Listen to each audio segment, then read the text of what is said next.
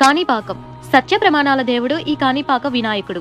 హిందూ సంప్రదాయాల్లో అన్ని కార్యాలు మంచి జరుగుతుందని భావించే ప్రతి చోట ఆయన పూజతో ప్రారంభించాల్సిందే. దాదాపు గణపయ్య పూజతోనే అడుగు ముందుకు వేస్తారు. అంతటి మహత్యం కలిగిన వినాయకుడి పుణ్యక్షేత్రానికి కొలువైంది ఏపీలోని కాణిపాకం.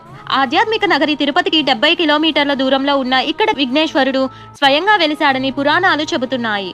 కాణిపాకంలో స్వయంభూ వినాయకుడు వెలిశాడనే చెప్పడంపై ఓ పురాణ గాథాన్ని ప్రధానంగా చెబుతున్నారు. 1000 ఏళ్ల కిందట మూగా చెవిటి గుడ్డివారు అయిన ముగ్గురు అన్నదమ్ములు ఉండేవారు. వారి వ్యవసాయ బావిలో నీరు ఎండిపోవడం గమనించి బావిని ఇంకొద్దిగా తవ్వితే నీళ్లు వస్తాయని తవ్వడం మొదలు పెట్టగా అక్కడ ఉన్న గట్టి రాయి తగిలి క్షణాల్లో బావిలో నుంచి రక్తం కారడం మొదలైందట. కొద్ది కొద్దిగా బావి నిండుతుంది. ఆ ముగ్గురు అన్నదమ్ములు ఏమైందో అని గమనించగా బావిలో వినాయకుడి విగ్రహం కనిపించింది. వారు ఆ విగ్రహాన్ని పూజించగా వారి యొక్క అవటితనం పోయి మామూలు మనుషులుగా మారారు.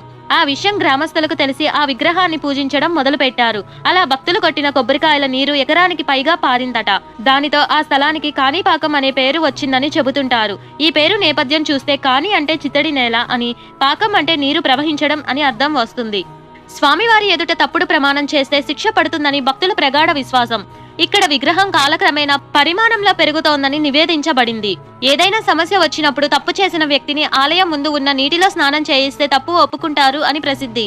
స్వామివారి ఆలయానికి ఈశాన్య దిశలో వరదరాజస్వామి ఆలయం కూడా ఉంది. తిరుపతికి వెళ్లే చాలా మంది భక్తులు దాదాపు కాణిపాకానికి కూడా వెళ్తుంటారు.